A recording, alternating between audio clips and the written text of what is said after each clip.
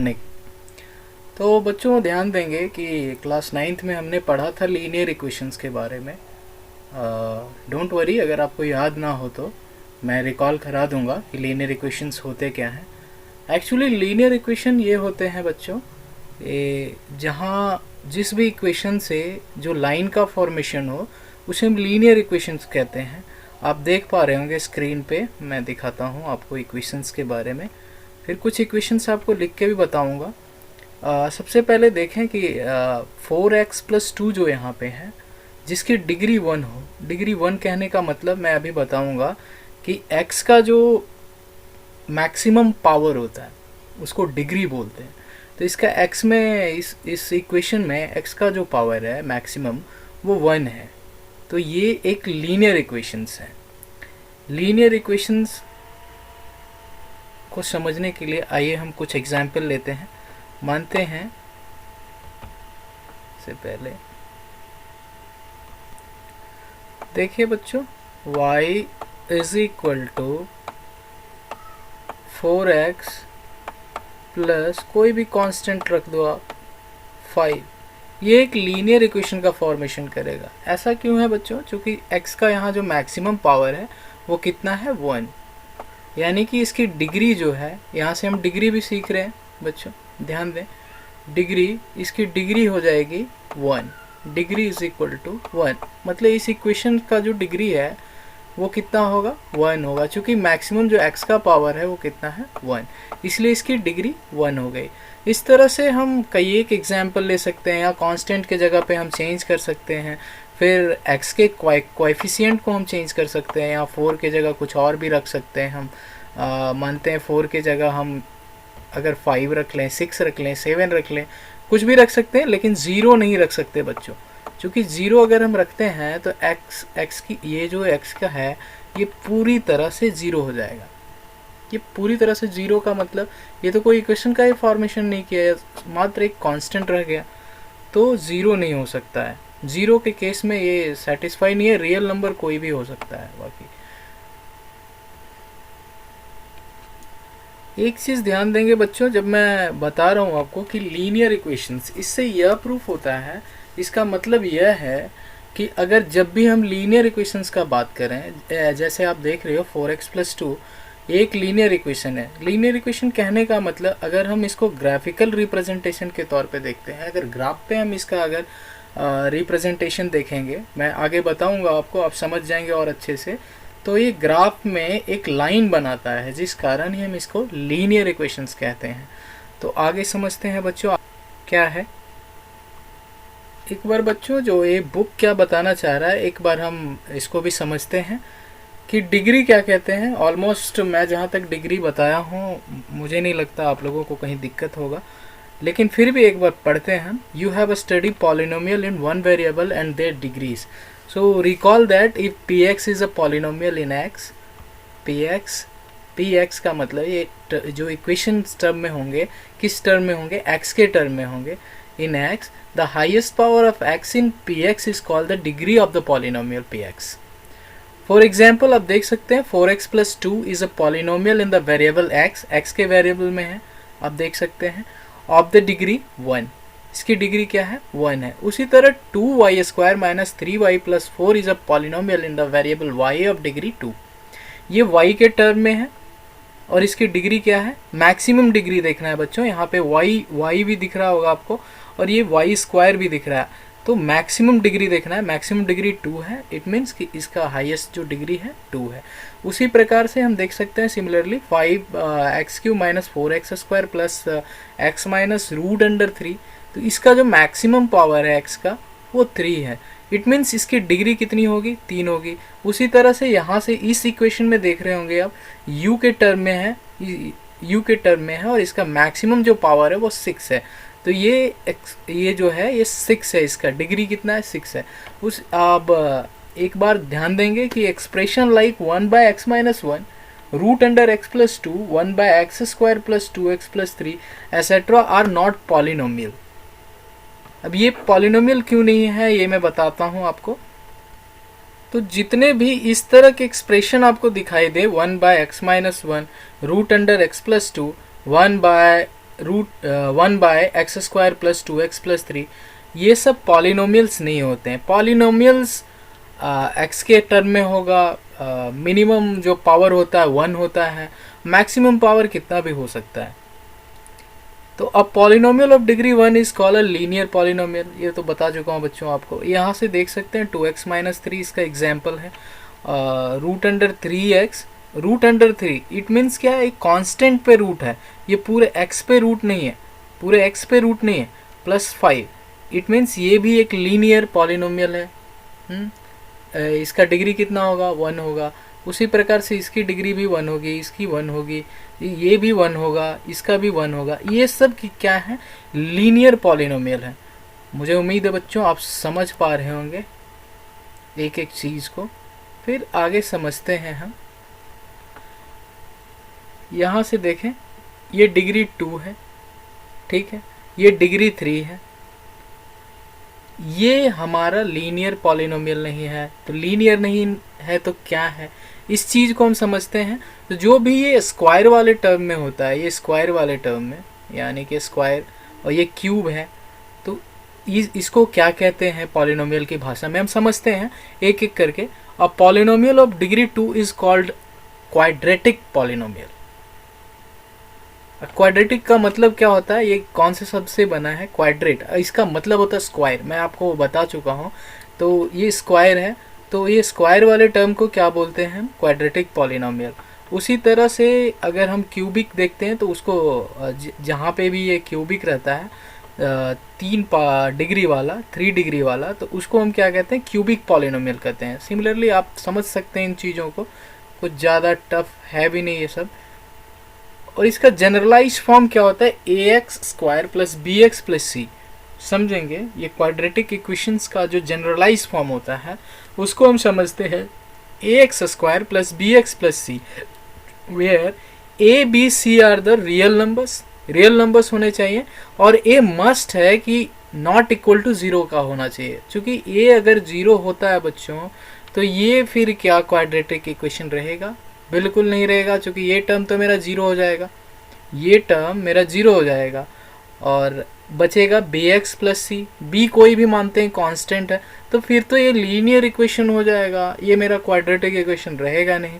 तो इन चीज़ों पे भी ध्यान देना कि a is not is equal to 0 होना चाहिए। और जो ये b c, ये जो coefficient of x², coefficient of x and constant term, ये जो है ये a और b और c डिनोट कर रहा है, ये तीनों को, ठीक है। और यहाँ से x² का ये जो कोएफिशिएंट है a, ये must be not is equal to 0। ये हमेशा चेक करना है हमें, ये हमेशा देखना है, हर कंडीशन में ये देखना है, तभी ये क्वाड्रेटिक इक्वेशन हो सकता है, अदरवाइज ये नहीं होगा। अगर a यहाँ पे 0 हो जाएगा, कोएफिशिएंट ऑफ x² 0 हो जाएगा, देन ये क्वाड्रेटिक इक्वेशन नहीं हो सकता है। उसी तरह से ये क्यूबिक इक्वेशंस हैं, एंड क्यूबिक इक्वेशंस का जनरलाइज फॉर्म हम देखते हैं बच्चों, ax³ + bx² + cx + d, ठीक है। अब यहाँ से कोएफिशिएंट ऑफ x³ का जो कोएफिशिएंट है a, ये must be not is equal to 0 होना चाहिए। अगर ये 0 हो गया तो फिर ये कौन सा इक्वेशन बन जाएगा बच्चों, क्वाड्रेटिक इक्वेशन बन जाएगा, क्वाड्रेटिक इक्वेशन बनेगा।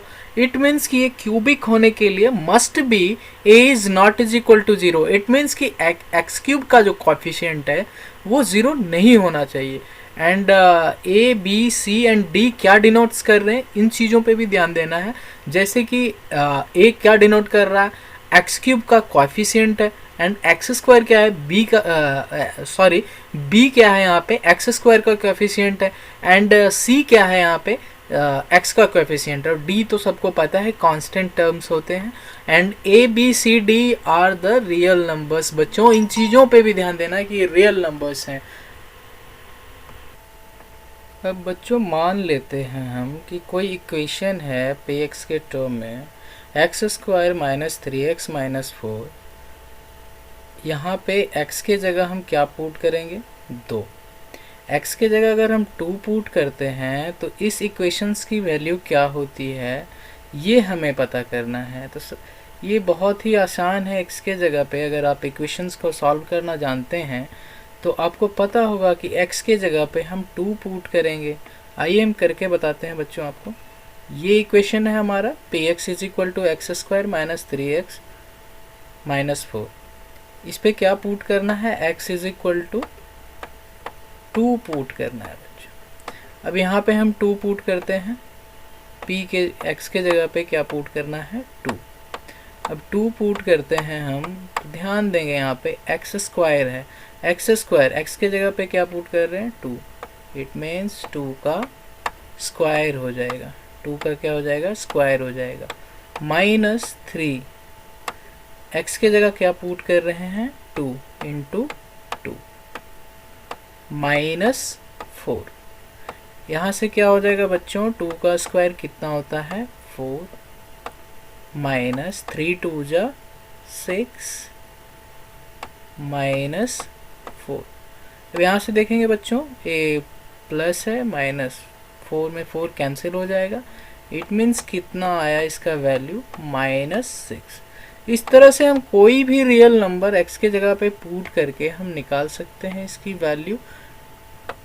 बस जनरली एक काम आएगा आपको आगे ग्राफ बनाने में, और भी जगह पे काम आता है, आपको पता चलते जाएगा। जैसे जैसे आप इस चैप्टर को पढ़ते जाएंगे वैसे वैसे आपको हर चीज़ें समझ आने लगेंगी।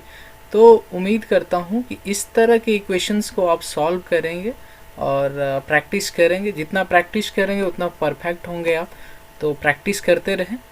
तो आइए आगे समझते हैं। ये बच्चों मैंने आपको सॉल्व करके दिखाया, वही यहाँ पे लिखा हुआ है, सारा चीज़ वही है। x के जगह 2 पुट किया हूँ तो जो वैल्यू आई है वही। सिमिलरली p के जगह पे अगर हम 0 पुट करते हैं, 0 अगर यहाँ से पुट करते हैं तो ये 0 हो जाएगा, ये 0 हो जाएगा। इट मीन्स कितना बचेगा बच्चों, सिर्फ -4 बचेगा। तो यहाँ से सीधा सीधा समझ आ रहा है, which is -4। If px is a polynomial in x and if k is any real number, k कोई भी रियल नंबर हो, यानी p के जगह x के जगह पे क्या हो जाएगा k हो जाएगा, then the value obtained by replacing x by k is called the value of px at x is equal to k denoted by pk। अब हम समझते हैं बच्चों एक एक करके कि इसकी वैल्यू हम क्या पुट कर सकते हैं। कोई भी रियल नंबर मैं आपको बता चुका हूँ। तो यहाँ से देखें p x is equal to x square minus 3x minus 4 at x is equal to -1 के एक्स का वैल्यू हम क्या पुट कर रहे हैं बच्चों, -1 पुट कर रहे हैं। -1 पुट करेंगे तो इसकी वैल्यू क्या आ रही है, यहाँ से 0 आ रही है। उसी तरह से यहाँ पे 4 पुट करने पे क्या आ रहा है, 4 पुट करने पे भी 0 आ रहा है। इट मीन्स इस जो क्वाड्रेटिक इक्वेशन है इसके 2 0 हैं। 2 0 कहने का मतलब कि जब इसका ग्राफिकल रिप्रेजेंटेशन हम देखेंगे तो और अच्छे से चीज़ों को समझेंगे कि ग्राफ पे ये 2 जगह पे कट करता है, यानी कि एक पैराबोला बनाता है। हम आगे समझेंगे क्या कैसे पैराबोला बनता है, तो उसको भी समझेंगे। तो ये जो बच्चों ये जो जीरोस आ रहे हैं आपने पढ़ा होगा इक्वेशंस में, मैं आपको बताना चाहूँगा फिर से। ये जो दिख रहा है आपको इक्वेशंस, ये इक्वेशन आपको जो दिखाई दे रहा है, इस इक्वेशन को हम कैसे सॉल्व करते थे बच्चों, याद होगा आपको। यहाँ से देखेंगे बच्चों कि एक्स स्क्वायर इसको हम तोड़ लेते हैं -4x माइनस एक्स के टर्म में। अब यहाँ से हम क्या कॉमन लेते हैं, ये इक्वेशन अगर सॉल्व करने नहीं आता है तो आप कमेंट सेक्शन में मुझे बताना, मैं इक्वेशन भी आपको बता दूंगा। फिलहाल आप ऐसे देख लो, x यहाँ पे कॉमन लेते हैं, क्या आ जाएगा x -4। उसी तरह से यहाँ से क्या कॉमन लेते हैं बच्चों, यहाँ से क्या कॉमन लेंगे हम,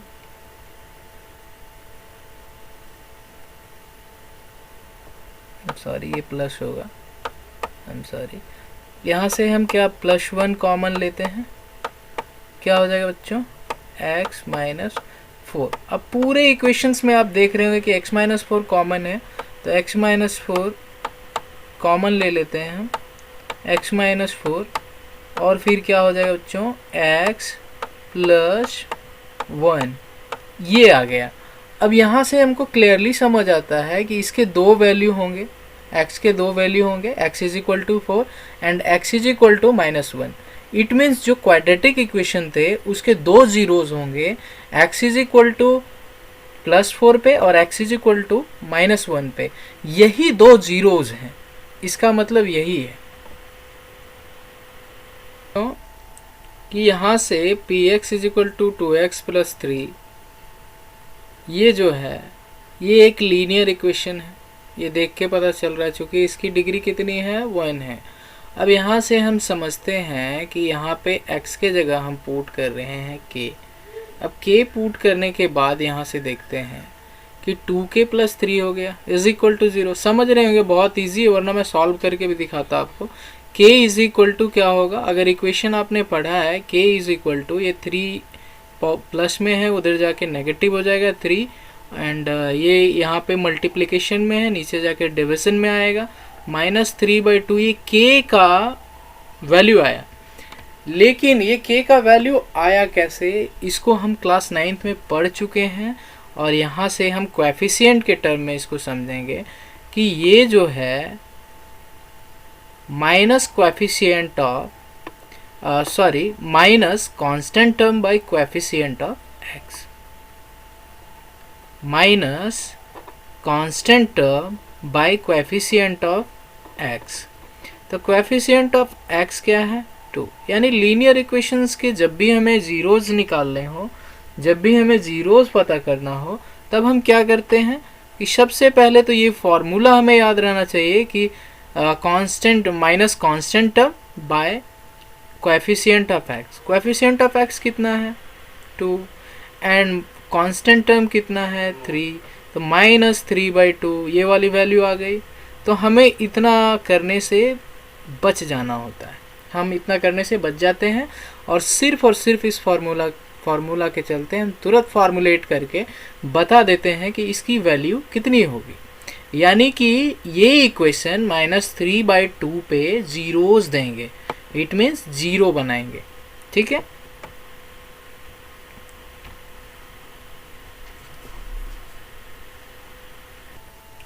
अब आप समझ रहे होंगे बच्चों कि जब यहाँ पे लीनियर इक्वेशंस के लिए कोएफिशिएंट के टर्म में कोई रिलेशन हम बना सकते हैं, तो जाहिर बात है कि क्वाड्रेटिक इक्वेशंस में भी कुछ रिलेशंस होते होंगे इनके कोएफिशिएंट को लेके, और क्यूबिक इक्वेशंस में भी होते होंगे। तो उन चीज़ों को समझने से पहले हम ज्योमेट्रिकल मीनिंग पहले समझेंगे कि ज्योमेट्रिकल मीनिंग्स क्या होते हैं जीरो ऑफ पॉलिनोमियल्स के। तो आइए पहले ज्योमेट्रिकल रिप्रेजेंटेशन हम देखते हैं ग्राफ के थ्रू कि ये जीरोस का मतलब होता क्या है। मुझे उम्मीद है कि आप इस ज्योमेट्रिकल रिप्रेजेंटेशन से और अच्छे से समझ पाएंगे कि ये जीरो होता क्या है। आइए बच्चों, तो हम समझते हैं कि ग्राफ में अगर इन सब को, अगर इस इक्वेशंस को रिप्रेजेंट किया जाए तो किस तरीके से ग्राफ में ये दिखाई देंगे, इनको हम समझते हैं और बहुत अच्छे से समझेंगे, बहुत बारीकी से समझेंगे। तो आप आराम से बैठे रहें और हो सके तो कॉपी और पेन लेके बैठें, तो आप भी करें साथ में, या नहीं भी करेंगे तो आप सिर्फ देखें, मैं बताते जाता हूं आपको। यहाँ पे आप देख रहे होंगे कि y इज इक्वल टू, जो इक्वेशंस यहाँ पे दिए हुए हैं 2x प्लस 3 है, y is equal to 2x plus 3 है, and x is equal to क्या है बच्चों -2। यानी कि x की वैल्यू हम कुछ भी पुट करते हैं, छोटे स्मॉल वैल्यू जितना पुट करेंगे उतना हमें सॉल्व करने में आसानी होगी। तो मेरा ये अपना पर्सनल व्यू है कि आप छोटी से छोटी वैल्यू लेके कैलकुलेट करना सीखें। तो यहाँ से अगर -2 हम पुट करते हैं इक्वेशंस में, अगर -2 पुट करते हैं इक्वेशंस में, हम देखेंगे बच्चों, एक मिनट में बताना चाहूँगा। अगर -2 यहाँ से पुट करते हैं तो इस इक्वेशंस की वैल्यू क्या होगी, एक मिनट हम यहाँ से समझेंगे इस इक्वेशंस की वैल्यू क्या होगी, हम समझते हैं। तो यहाँ पे अगर -2 x के जगह पे पुट किया जा रहा है, तो आप ध्यान दे रहे होंगे, अगर पेन और कॉपी पे कर पा रहे होंगे तो यहाँ से 2 इंटू -2 इट मीन्स -4 प्लस 3 यानी कि -1। उसी तरह से सिमिलरली अगर 2 हम यहाँ पे पुट करें x के जगह पे, 4 प्लस 3 यानी कि 7। तो हम यहाँ पे दो वैल्यू लेके देखे हैं बच्चों, यानी कि ये x एक्सिस की वैल्यू है और ये y एक्सिस की वैल्यू है। तो कोऑर्डिनेट ज्योमेट्री अगर आपने पढ़ा होगा तो आप यहाँ से समझ पा रहे होंगे कि ये y एक्सिस है, ये y डैश, ये x और x डैश। डैश क्या रिप्रेजेंट करता है बच्चों, डैश रिप्रेजेंट करता है नेगेटिव्स वालों को, यानी कि ये y एक्सिस का नेगेटिव है। और ये एक्स एक्सिस का नेगेटिव है। y क्या रिप्रेजेंट कर रहा है, y एक्सिस का पॉजिटिव, एंड ये जो x है, x एक्सिस क्या रिप्रेजेंट कर रहा है, y एक्सिस का सॉरी x एक्सिस का पॉजिटिव। तो इसका मतलब क्या हुआ, यहाँ पे y x दोनों पॉजिटिव है। पहले तो हम देखते हैं नोटेशन, अगर आप कोऑर्डिनेट ज्योमेट्री पढ़े होंगे तो पहले x का नोटेशन हम देखते हैं, उसके बाद y का। इट मीन्स इस तरह से हम देखते हैं, एक मिनट आप ध्यान देंगे यहाँ से, कि अगर हम किसी भी चीज़ को अगर रिप्रेजेंट करते हैं कोऑर्डिनेट ज्योमेट्री के थ्रू में, अगर यहाँ पे लिखा हुआ है -2 -4 सॉरी 4 या -4 कुछ भी, तो ये जो पहला नोटेशन है, जो ये पहला नोटेशन है, ये जो पहला है, ये किसको बता रहा है बच्चों, ये बता रहा है एक्स एक्सिस को और ये बता रहा है वाई एक्सिस को। यानी कि पहले वाला जो बताता है वो एक्स एक्सिस को बताता है, बाद वाले क्या बताता है, वाई एक्सिस को बताता है। यानी कि ये एक्स एक्सिस में नेगेटिव दूरी तय किया है -2, और ये वाई एक्सिस में नेगेटिव दूरी तय किया है -4। यानी कि इस तरह के एक्सिस होते हैं, ये पॉजिटिव है दोनों, एक्स वाई दोनों पॉजिटिव होता है। यहाँ पे वाई पॉजिटिव होता है, एक्स नेगेटिव होता है, तो नेगेटिव पॉजिटिव ऐसे होते हैं। ये फर्स्ट क्वाड्रेंट है, ये सेकंड क्वाड्रेंट है बच्चों। थर्ड क्वाड्रेंट क्या होता है, दोनों नेगेटिव होता है, ये एक्स डैश है, ये वाई डैश है, तो यानी कि दोनों नेगेटिव होता है, एक्स भी नेगेटिव एंड वाई भी नेगेटिव। ये कोऑर्डिनेशन होता है कोऑर्डिनेट ज्योमेट्री का। और ये क्या है, ये थर्ड क्वाड्रेंट है। फोर्थ क्वाड्रेंट क्या होते हैं, फोर्थ क्वाड्रेंट में हम ध्यान देंगे कि यहाँ पे x तो पॉजिटिव है, लेकिन जो y है वो नेगेटिव बच्चों। तो ये जो रिप्रेजेंटेशन है -2 एंड -4 का, वो फोर्थ क्वाड्रेंट में होगा। कहाँ होगा, फोर्थ क्वाड्रेंट में, ठीक है, नहीं सॉरी थर्ड क्वाड्रेंट में होगा। दोनों नेगेटिव है, -2 एंड -4 दोनों नेगेटिव है, तो ये थर्ड क्वाड्रेंट में होगा। तो उम्मीद करता हूँ कि आप थोड़ा सा रिकॉल कर लिए होंगे प्रीवियस क्लासेस का।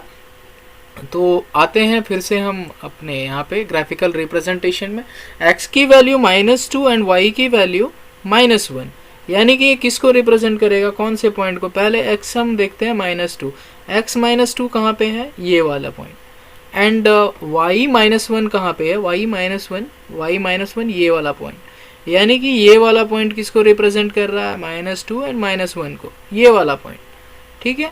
अब 2 और 7 गौर करेंगे, 2 और 7, 2 x में 2 यहाँ आएगा, x में 2 एंड y में 7 यानी कि पॉजिटिव 7 यहाँ पे, और x में 2 यानी कि ये वाला पॉइंट।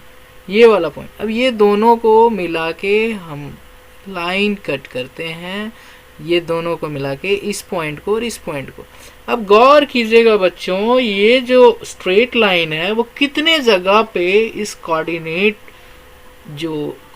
ये है यहाँ पे, कितने जगह पे इंटरसेक्ट किया है, 2 जगह पे इंटरसेक्ट कर रहा है बच्चों। यहाँ पे देख रहे हैं, एक इस पॉइंट पे एक्स एक्सिस को, एंड इस पॉइंट पे वाई एक्सिस को कट कर रहा है। यानी कि ये पॉइंट तो क्लियर मुझे दिख रहा है कि ये 0 है, यानी कि x की वैल्यू यहाँ पे क्या हो गई बच्चों, 0 हो गई।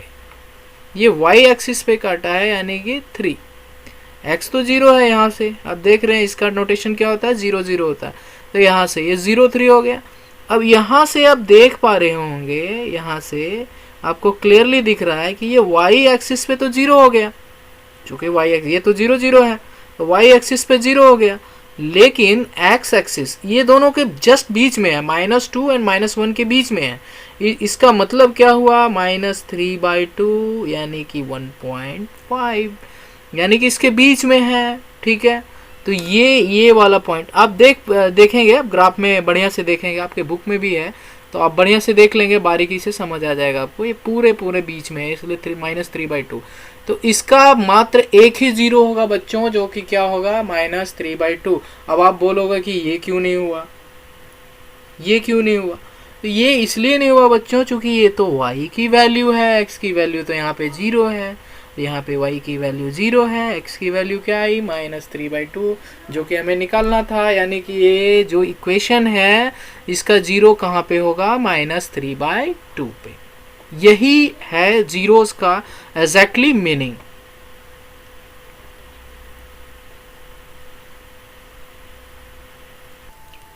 ठीक उसी प्रकार बच्चों हम देखते हैं कि क्वाड्रेटिक इक्वेशंस के भी तो अपने कुछ ज्योमेट्रिकल रिप्रेजेंटेशन होंगे। तो आइए हम क्वाड्रेटिक इक्वेशंस के बारे में भी समझते हैं।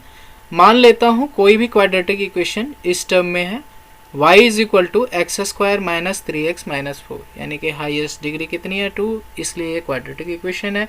अब यहाँ पे x की वैल्यू -2 रखने पे 6 आया है। आप कैलकुलेशन कर लेना, x के जगह पे -2 पुट करके यहाँ पे। अब एक मैं बता देता हूँ, -2 यहाँ पे पुट करेंगे बच्चों क्या हो जाएगा, -2 पुट करते हैं तो 4 माइनस 3x कितनी हो गया यहाँ पे 6, ठीक है। ये कितना हो गया 6 हो गया, और ये कितना हो गया, ये कितना हो गया 4, 4 6 10 और -4 कितना हो गया 6। समझ पा रहे होंगे बच्चों। उसी तरह -1 अगर यहाँ पे पुट करते हैं तो 0 आता है, 0 पुट करता हूँ तो क्या आता है -4 आता है। उसी प्रकार सिमिलरली जितने भी यहाँ पे वैल्यू ऊपर दिख रहे हैं ये पुट किए हुए वैल्यू हैं। ये आपको कंफ्यूजन बिल्कुल नहीं लाना है मन में कि ये वैल्यूज कहाँ से आ रहे हैं, आप कुछ भी रख सकते हो बच्चों। उसके बाद जो ये वैल्यू मिले हैं, यानी कि x की इतनी वैल्यू रखने पे हमें y का ये वैल्यू प्राप्त हुआ है। अब यहाँ पे जो भी हम ऑब्टेन वैल्यू को अब कोऑर्डिनेट ज्योमेट्री के थ्रू हम यहाँ पे दिखाते हैं और उस हिसाब से यहाँ पे हम ग्राफिकल नोट्स बनाते हैं। और ये देखिए मैं पहले बता चुका हूँ कि एक पैराबोला बनाता है, इस तरह के शेप को हम पैराबोला बोलते हैं। तो क्वाड्रेटिक इक्वेशन क्या बना रहा है, पैराबोला बना रहा है। ठीक उसी तरह से बच्चों हम समझेंगे यहाँ -2 -6, -2 यानी x का -2 यहाँ होगा और y का 6 ये वाला, यानी कि ये वाला पॉइंट। ठीक है, पॉइंट हम लिखते रहेंगे, अब ग्राफ कॉपी में बनाना अच्छे से बन पाएगा। -1 x की वैल्यू, -1 x की वैल्यू ये वाली हो गई, एंड 0 कौन सी, 0 y की वैल्यू, यानी कि ये यहीं रह जाएगा। दूसरा पॉइंट ये रहा मेरा। तीसरा पॉइंट 0 -4, 0 और -4, 0 अगर हम रख रहे हैं, आप बुक खोल लेना और अच्छे से समझ आएगा। 0 -4, 0 यानी कि x कितनी, x की वैल्यू क्या हो गई 0 और y की वैल्यू क्या हो गई -4, ये वाला यहाँ पे आ गया। फिर इसी तरह से ठीक उसी तरह से 1 और ये डिनोट कर रहे हैं सारे पॉइंट्स जो हैं। ठीक है, अब ये यहाँ से अगर ग्राफिकल्स हम इसको सारे पॉइंट्स को अगर हम मिलाते हैं, सारे पॉइंट्स को मिलाते हैं तो हम देखेंगे कि ये एक पैराबोला बना रहा है, ये एक पैराबोला बनाता है बच्चों। क्या बना रहा है, एक पैराबोला बना रहा है। तो जब ये पैराबोला बना रहा है तो आप गौर करेंगे कि ये कितने पॉइंट पे कट हुआ है। एक तो यहाँ कट हुआ और एक यहाँ कट कर रहा है। ठीक है, एक्स एक्सिस को यहाँ कट कर रहा है, यहाँ कट कर रहा है। इट मीन्स इसके 2 जीरोज होंगे। 2 जीरोज कौन कौन से होंगे बच्चों, -1 एंड 4, ये 2 जीरोज होंगे। -1 एंड 4 इसके 2 जीरोज होंगे। ठीक उसी तरह से बच्चों सारा आप देख सकते हो, सारे इक्वेशंस को ग्राफिकल्स नोट बना के देख सकते हो। आप ग्राफ कॉपी निकालो, इस तरह से वैल्यू पुट करो और एक एक करके निकालते रहो, आपको पता चल जाएगा। ठीक है बच्चों, इसमें भी कई एक तरह के केस होते हैं। आप देखेंगे तो केस फर्स्ट इस तरह से होता है, पैराबोला एक इधर बन सकता है ए डैश, एक ऐसा बन सकता है। उसी तरह से बच्चों केस सेकंड में अगर हम देखें तो केस सेकंड ऐसा हो सकता है, एक इससे नीचे हो सकता है और एक्स एक्सिस को टच करते हुए, इसके ऊपर रह सकता है एक्स एक्सिस को टच करते हुए। अगला अगर हम देखें, अगला अगर हम देखें तो अगला इस तरह से हो सकता है बच्चों कि या तो ये ऊपर हो सकता है या फिर ये नीचे हो सकता है। ठीक है बच्चों, उम्मीद करता हूँ कि आप सारे चीज़ों को समझ पा रहे होंगे। जहाँ भी दिक्कत हो बच्चों आप मुझे कमेंट सेक्शन में बता सकते हो कि उस पॉइंट पे मुझे दिक्कत हुई थी। ठीक उसी तरह से हम क्यूबिक इक्वेशंस को भी ग्राफ पे हम दिखा सकते हैं। ठीक है बच्चों, क्यूबिक इक्वेशंस को भी आप ट्राई कर लेना, उसी तरह से आराम से दिखा सकते हैं क्यूबिक इक्वेशंस को ग्राफिकल रिप्रेजेंटेशंस में। और ये कितने जगह एक्सिस को टच करेगा बच्चों, ये 3 जगह टच करेगा।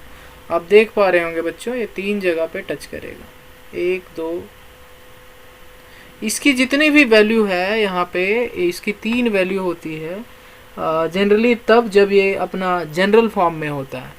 ठीक है बच्चों, अगर जनरल फॉर्म कहने का मतलब ये हुआ कि a cube plus b x square plus c x plus d. ठीक है बच्चों, अगर इस फॉर्म में रहा तो आप समझो कि इसके 3 वैल्यू होंगे, अदरवाइज कुछ भी वैल्यू हो सकता है।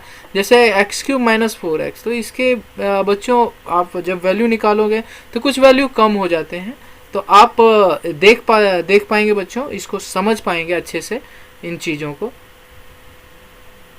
आप कैलकुलेट करके देखना, आपको बहुत अच्छे से समझ आएगा। आइए आपको सिखाता हूँ कि ग्राफ को देखते हुए आप जीरोस बता सकते हैं या नहीं बता सकते। बिल्कुल बता सकते हैं बच्चों, घबराए नहीं। अभी आपको जिस तरह से मैं बताया, यहाँ पे देख सकते हैं ये एक्स एक्सिस को एक जगह पे इंटरसेक्ट कर रहा है 1 पॉइंट पे, इट मीन्स इसकी जीरो कितने होंगे, 1 होंगे। ये एक्स एक्सिस को 2 पॉइंट पे इंटरसेक्ट कर रहा है, इट मीन्स इसमें जीरो कितने हैं, इसकी जीरोस कितने होंगे, 2 होंगे।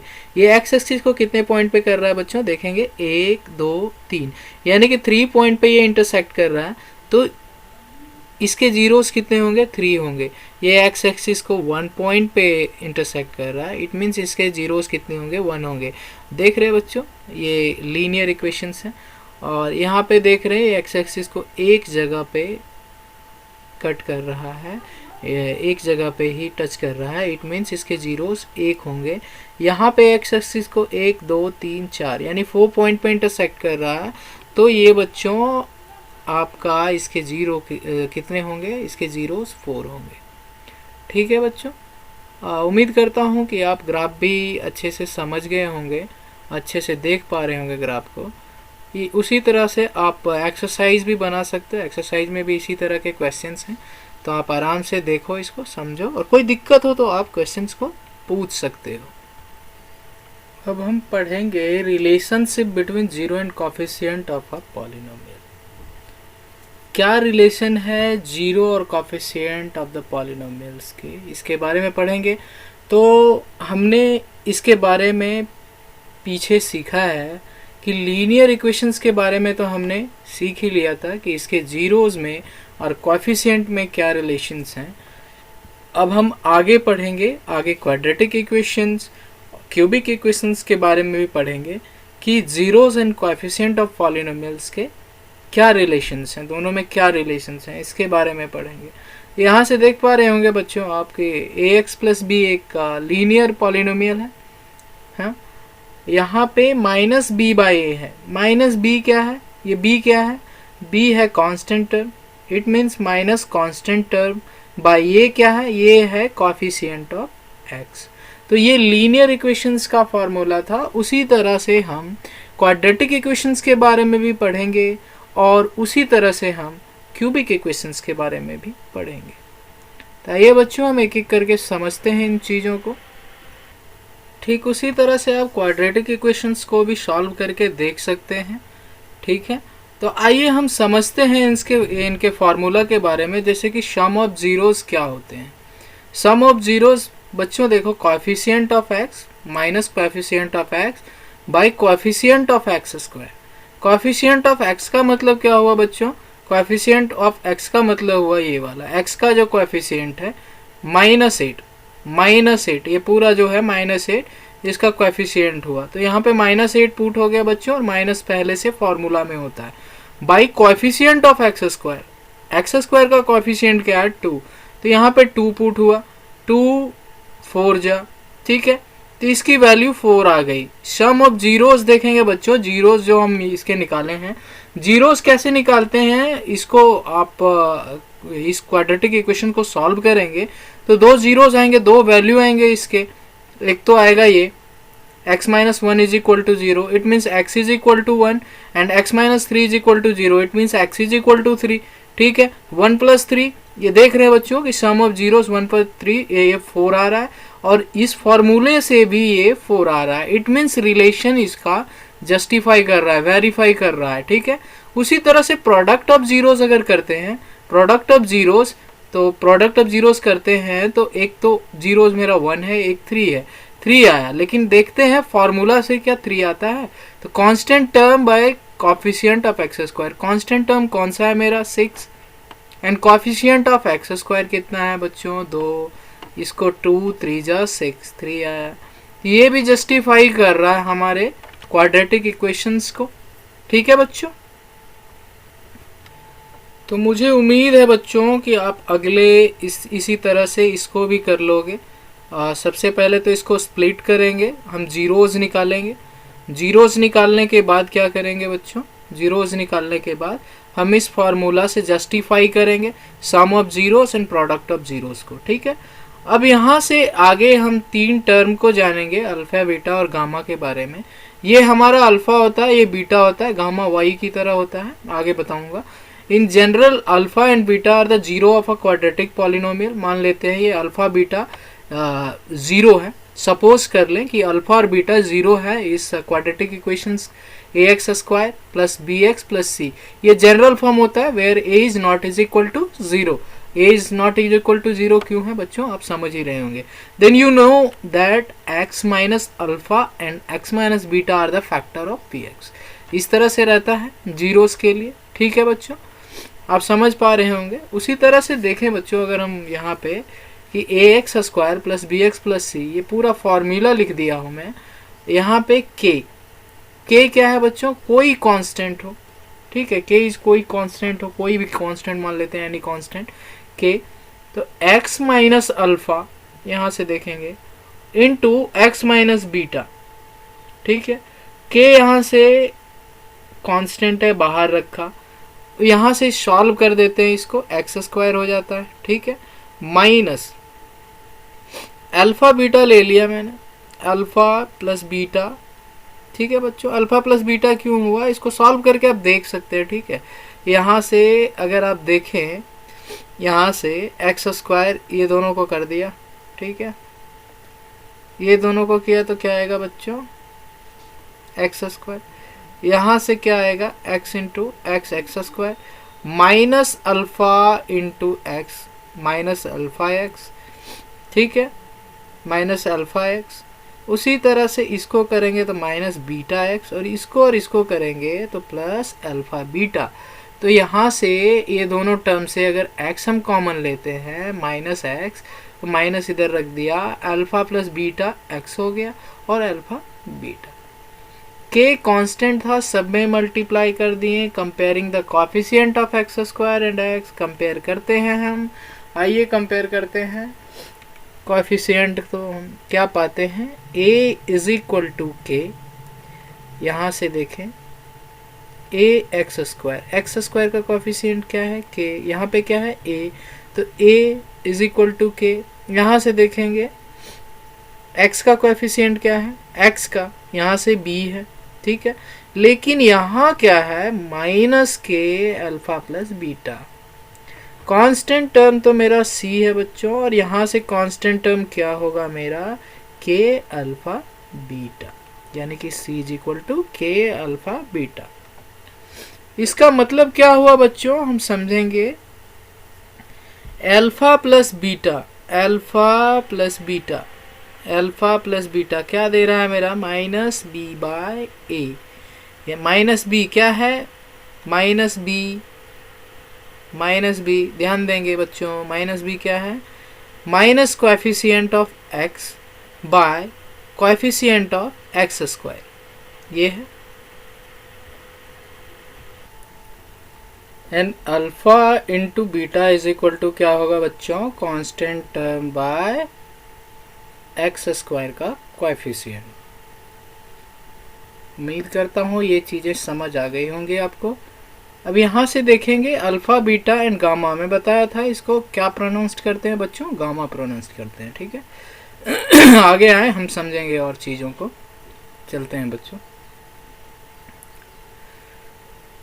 जो चीज़ मैंने अभी बताया था sum of the zeros, alpha plus beta is equal to minus b by a, और माइनस बी क्या है minus coefficient of x, and a क्या है coefficient of x square, and product जो होता है alpha beta c by a, it means constant term by coefficient of x square. अब कुछ एग्जाम्पल के थ्रू हम देखेंगे बच्चों इन चीज़ों को, जो भी फॉर्मूला हमने पढ़ा इनके बारे में और अच्छे से समझते हैं। अब बच्चों यहाँ पे एक एग्जाम्पल है, इसको हम देखते हैं और इसके थ्रू हम समझते हैं relation between zeros and coefficient के बीच वाला रिलेशन। तो जो इक्वेशन है बच्चों ये देख रहे होंगे x square plus 7x plus 10 है। तो इसको सबसे पहले मैं बताया था कि इसको फैक्टराइज करते हैं। अब फैक्टराइज करने आप सबों को आता है, फिर भी मैं बताता हूँ फैक्टराइज कैसे करते हैं। सबसे पहले तो ये दोनों का मल्टीप्लिकेशन देखते हैं, ठीक है, 10x स्क्वायर, लेकिन ऐड और सब्ट्रैक्ट करने पे 7x आना चाहिए। ऐसा क्या है बच्चों, आप ध्यान देंगे तो 5 और 2 का रिलेशन ऐसा आता है। तो यहाँ से हम लिखते हैं एक्स स्क्वायर, कैसे तोड़ रहे हैं बच्चों समझेंगे, x square plus 5x plus 2x plus 10। अब यहाँ से आप समझ पाएंगे, मैं बताता हूँ। ये 5 और 2 को देखेंगे तो ऐड करने पे 7x आएगा, लेकिन ये 5 2 को अगर मल्टीप्लाई करें हम तो 10x स्क्वायर आ जाएगा। आप देखें 10x स्क्वायर, ये दोनों आ जाएगा 10x स्क्वायर। तो इस तरह से हम करते हैं बच्चों। आइए आगे और समझते हैं। यहाँ से क्या कॉमन आ जाएगा, आप देख पा रहे होंगे ये दोनों से x कॉमन है, x हमने कॉमन ले लिया यहाँ से, तो क्या बचेगा x plus 5, x plus 5 and next क्या बचेगा बच्चों, यहाँ से देखें, यहाँ से 2 कॉमन आ जाएगा। 2 कॉमन लेने पे क्या आएगा यहाँ से x प्लस 5। अब देखेंगे दोनों साइड में x प्लस 5 कॉमन है, x प्लस 5 कॉमन है, ठीक है बच्चों। सॉरी, x प्लस 5 कॉमन है, तो x प्लस 5 कॉमन लेते हैं हम, x प्लस 5 कॉमन ले ली, क्या बचेगा बच्चों, x प्लस 2 बच रहा है, x प्लस 2। इट मीन्स क्या, इस इक्वेशंस के दो जीरोज हैं, क्या क्या होंगे, x is equal to -5 -5 and -2। बिल्कुल आप समझ पाएंगे बच्चों, इसको सॉल्व करके आप देखेंगे जब, तो आपको समझ आएगा -5 एंड -2 इसके दो जीरोस हैं, यहाँ पे आप देख पा रहे होंगे। अब हम इसको जस्टिफाई करते हैं, वेरीफाई करते हैं। तो सम ऑफ द जीरोस को करते हैं पहले, -2 प्लस -5, ठीक है, ये दोनों को क्या हो गया -7। अब फिर से यहाँ से देखते हैं कि जो हमारा फॉर्मूला क्या कहता है कि सम ऑफ द जीरोस अगर निकालने हो तो क्या होता है, coefficient of x minus coefficient of x by coefficient of x square, ठीक है बच्चों। अब यहाँ से कोएफिशिएंट ऑफ x क्या है 7, माइनस लगा दिया 7 में, ठीक है, और कोएफिशिएंट ऑफ x स्क्वायर क्या है 1, जस्टिफाई कर रहा है इसको। अब प्रोडक्ट ऑफ जीरोस को हम देखते हैं, प्रोडक्ट ऑफ जीरोस कितना होगा बच्चों, यहाँ से देख रहे हैं जीरोस -2 एंड -5, ये दोनों को इनटू करेंगे तो कितना हो जाएगा 10, ठीक है। अब कांस्टेंट टर्म, इसमें क्या होता है, product of zeros constant term by x square का कोएफिशिएंट, तो कांस्टेंट टर्म कितना है मेरा 10 है, और एक्स स्क्वायर का कोएफिशिएंट कितना है 1 है, तो 10/1, यानी कि इसको वेरीफाई कर रहा है, जस्टिफाई कर रहा है। तो रिलेशन देख रहे, अब वेरीफाई कर रहा है जीरोस के, तो कोएफिशिएंट और इसके बीच के रिलेशंस को बताते हैं, तो ये वेरीफाई कर रहा है। उसी तरह से एग्जाम्पल थर्ड को भी दे सकते हैं आप, एग्जाम्पल थर्ड को भी देख सकते हैं, find the zero of a polynomial इतना and verify the relationship between zeros and coefficient. बच्चों ये खुद से करना, कहीं भी दिक्कत हो तो मुझे कमेंट सेक्शन में बताना, मैं फिर से छोटी वीडियो बना के आपको डाल दूंगा, आप देख सकते हो इन चीज़ों को, ठीक है बच्चों। इसी तरह से एग्जाम्पल 4 क्या कहता है, find the quadratic polynomial the sum of the product whose zeros are -3 and 2 respectively, ठीक है बच्चों। इसमें क्या है, जीरोस हमें दे दिया है, अब हमें पॉलिनोमियल निकालने हैं। क्या निकालना है बच्चों, हमें पॉलिनोमियल यानी कि इक्वेशन का फॉर्मेशन करना है। बहुत ही इजी है, एक फार्मूला मैं बताऊंगा, उस फार्मूला को ध्यान में रखना, आराम से बन जाएगा, कोई भी दिक्कत नहीं होगा। बच्चों ध्यान दें कि अगर alpha plus beta is equal to minus b by a और alpha plus b alpha into beta is equal to c by a है, तो आप गौर करेंगे कि ये जो है मेरा क्या है, ये मेरा है एडिशन और ये है मल्टीप्लिकेशन, यानी कि ये सम है और ये मल्टीप्लिकेशन है। तो हम समझते हैं बच्चों कि अगर इक्वेशन का फॉर्मेशन करना हो, हम जीरोस तो निकाल सकते हैं बच्चों, लेकिन अगर इक्वेशन का फॉर्मेशन करना हो तो x square minus alpha plus beta into x plus alpha into beta ये होता है। इट मीन्स हम कह सकते हैं कि कोई भी इक्वेशन का अगर फॉर्मेशन करना हो हमें, तो x square minus sum of the roots into x plus product of the roots, ये कह सकते हैं बच्चों। तो फॉर्मूला आपको स्क्रीन पे दिख भी रहा होगा। तो आइए बच्चों हम समझते हैं इन चीज़ों को कि कैसे हम इसको सॉल्व करते हैं। तो सबसे पहले तो देखें कि हम पॉलिनोमियल जो जनरल फार्मूला होता है a x square plus b x plus c, ये पॉलिनोमियल मान लेते हैं, ठीक है। क्वाड्रेटिक इक्वेशन इसी फॉर्म में होता है, जनरल फॉर्म है ये। तो ए यहाँ पे एक्स स्क्वायर का कोएफिशिएंट है, बी यहाँ पे क्या है एक्स का कोएफिशिएंट और सी कांस्टेंट टर्म है। तो सबसे पहले तो हम सम ऑफ द रूट्स निकालते हैं। सम ऑफ द रूट्स कैसे निकालते हैं बच्चों? सम ऑफ द रूट्स निकालते हैं minus coefficient of x divided by coefficient of x square, minus product minus क्या है बच्चों, देखेंगे यहाँ पे हमें दे दिया है अल्फा प्लस बीटा, ये दोनों दे चुका है, दो जीरोस मुझे दे चुके हैं ये। इट मीन्स ये अल्फा और बीटा दोनों दे दिया है, ठीक है बच्चों।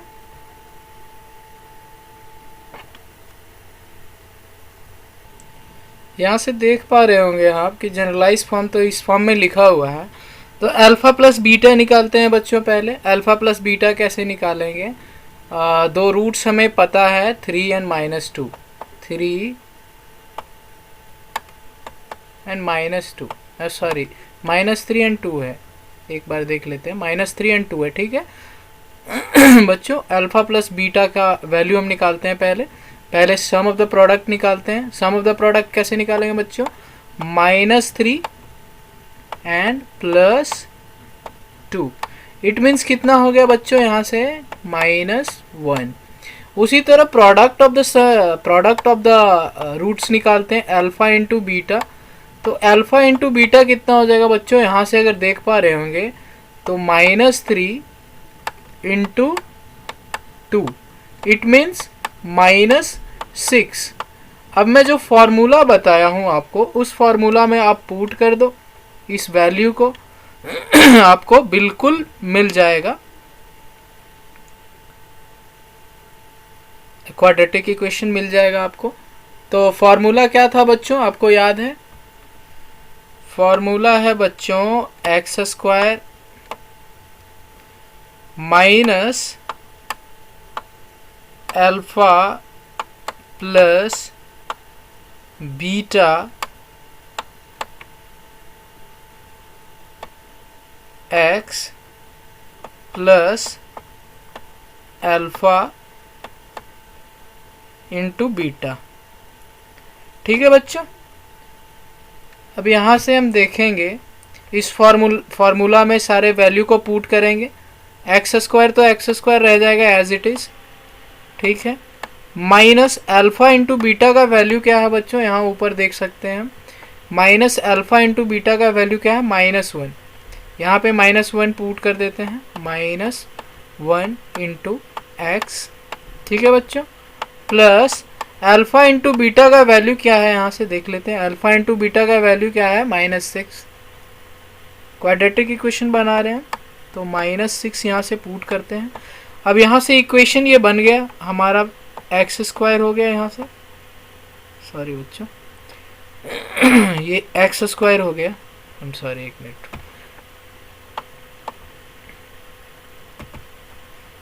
ये क्या हो गया बच्चों?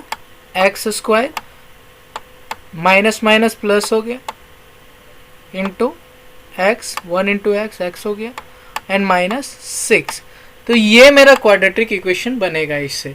तो आप बिल्कुल बना सकते हैं क्वाड्रेटिक इक्वेशन। जब आप चीज़ों को समझ जाएंगे तो आपको कोई भी दिक्कत नहीं आएगा। तो आप इन चीज़ों को खुद से सॉल्व करके देख सकते हैं। ठीक उसी तरह से क्यूबिक जो इक्वेशन है उसके लिए भी कुछ फॉर्मूले हैं, तो उसको हम देखते हैं। तो सबसे पहले सम ऑफ द जीरोज इसमें क्या हो जाते हैं, minus coefficient of x square, जो जनरलाइज फॉर्म है। सबसे पहले तो जनरलाइज फॉर्म हम समझते हैं, ए क्यूब होता है, a x cube plus b x square plus c x plus d, d constant term होता है, एंड सी जो है कोएफिशिएंट ऑफ एक्स स्क्वायर होता है, बी जो है कोएफिशिएंट ऑफ एक्स स्क्वायर होता है, और जो ए है कोएफिशिएंट ऑफ एक्स क्यूब का होता है, एक्स क्यूब का कोएफिशिएंट होता है। तो बच्चों हम समझते हैं सबसे पहले कि सम ऑफ द जीरोस कैसे निकालते हैं। Minus coefficient of x square मतलब minus coefficient of x square, ठीक है, by coefficient of x cube, by coefficient of x cube का कोएफिशिएंट जो है, यहाँ पे आप देख रहे हैं minus coefficient of x square -5, coefficient of x square 2, ठीक है, और सम ऑफ द जीरोज यहाँ से इसका जीरोज निकाल लेंगे हम क्यूबिक इक्वेशन को सॉल्व करके। बच्चों क्यूबिक इक्वेशन सॉल्व करने आता है, नहीं आता है तो कमेंट सेक्शन में बताना, मैं क्यूबिक इक्वेशन कैसे सॉल्व करते हैं एक इक्वेशंस का ही वीडियो आपको बना के आपके बीच दूंगा मैं। तो बच्चों सबसे पहले तो ये समझें, तो सम ऑफ द जीरोज कैसे निकालते हैं। सम ऑफ द जीरोज, तो यहाँ पे जो भी जीरोज के यहाँ पे 3 वैल्यू आएंगे क्यूबिक इक्वेशंस में, तो तीनों को ऐड करने पे 5/2 आएगा, आप ऐड करके देख लेना, और ये भी 5/2 आ रहा है। उसी तरह से प्रोडक्ट ऑफ जीरोस तीनों को मल्टीप्लाई करेंगे। यहाँ पे इसका फॉर्मूला क्या होता है, minus constant term by coefficient of x cube. Constant term क्या है 8, तो -8 हो जाएगा, by coefficient of x cube क्या हो जाएगा बच्चों 2। ये रहा, ये आपके बीच आगे इसी तरह से आप देख सकते हैं क्यूबिक इक्वेशंस के बारे में। ये जनरलाइज फॉर्म है, आपको बता ही चुका हूँ, और इसके जो जीरोज होंगे वो अल्फा बीटा और गामा होंगे, ठीक है बच्चों। अल्फा बीटा गामा से आप परिचित हैं मुझे लगता है, जहाँ तक आप इन्हें जानते हैं ये फैमिलियर है आपसे। ये अल्फा, ये बीटा, ये गामा है बच्चों, ठीक है। और ये जनरलाइज फॉर्म है क्यूबिक इक्वेशन का, a x cube plus b x square plus c x plus d, ठीक है बच्चों, कोई दिक्कत नहीं हो। अब उसी इक्वेशंस को अल्फा बीटा गामा के टर्म में यहाँ पे लिखा हुआ है, तो आप एक बार ही यहाँ देख लें, alpha plus beta plus gamma is equal to -b/a, alpha into beta into gamma plus gamma into alpha is equal to c/a, और ये है अल्फा बीटा गामा का प्रोडक्ट -d/a, और d क्या है बच्चों कांस्टेंट टर्म, a क्या है coefficient of x cube, a क्या है coefficient of x cube, c क्या है यहाँ पे कोएफिशिएंट ऑफ एक्स स्क्वायर, और b क्या है b क्या है कोएफिशिएंट ऑफ एक्स स्क्वायर, और c है कोएफिशिएंट ऑफ x, ठीक है बच्चों। अब यहाँ जहाँ तक आप देख पा रहे होंगे कि find the zeros of the following quadratic polynomial and verify the relationship between zero and coefficient, तो आप बिल्कुल कर पाओगे बच्चों, एक बार ये ट्राई करना। कोई भी क्वेश्चन में अगर आप फंसते हो तो आप कमेंट सेक्शन में बताना कि इस क्वेश्चन में आप फंसे हो, ठीक है, या आप डायरेक्टली मुझे इंस्टाग्राम में भी मैसेज कर सकते हो, आप डायरेक्टली फेसबुक पे भी मेरे पेज से जुड़ सकते हो, मैं सारा आपको लिंक प्रोवाइड करा दूंगा, डोंट वरी अबाउट एनीथिंग। और ये देखिए, आप जो सेकंड नंबर है, find the quadratic polynomial each with the given number as the sum of the product of its zero respectively, यानी कि ये जो दिए हुए हैं यहाँ पे क्या दिए हुए बच्चों, ये जीरोस आपको बता दिए हैं, और यहाँ पे क्वाड्रेटिक इक्वेशन कैसे बनते हैं आपको मैं बिल्कुल बता चुका हूँ बच्चों। कहीं भी दिक्कत नहीं होना चाहिए आपको, एक एक चीज़ को बड़ी बारीकी से पढ़ो, बड़ी अच्छे से पढ़ो, कहीं भी दिक्कत होता है उसके लिए मैं हमेशा आपके साथ हूँ। This is end of the topic. अगर आपको डिवीजन एल्गोरिथम फॉर पॉलिनोमियल्स पढ़ना है तो आप कमेंट सेक्शन में बताएंगे, तो मैं आपको इसकी भी वीडियो आपको प्रोवाइड करा दूंगा। तो किसी भी चीज़ के लिए कोई भी वरीड नहीं होना आपको, आप हमेशा जो भी हैं डायरेक्टली आप मेरे से कांटेक्ट कर सकते हो। मैं कांटेक्ट नंबर भी प्रोवाइड करा सकता हूँ आपको, आप व्हाट्सएप पे जुड़ सकते हो मेरे से। तो बच्चों कोई भी चीज़ में कोई भी दिक्कत नहीं होगा, और कोई भी चैप्टर में आपको कोई भी प्रॉब्लम होता है तो आप मुझे बिल्कुल कांटेक्ट करके बता सकते हैं, कमेंट सेक्शन में बता सकते हैं। मैं आपके लिए वीडियो हमेशा बनाता रहूँगा।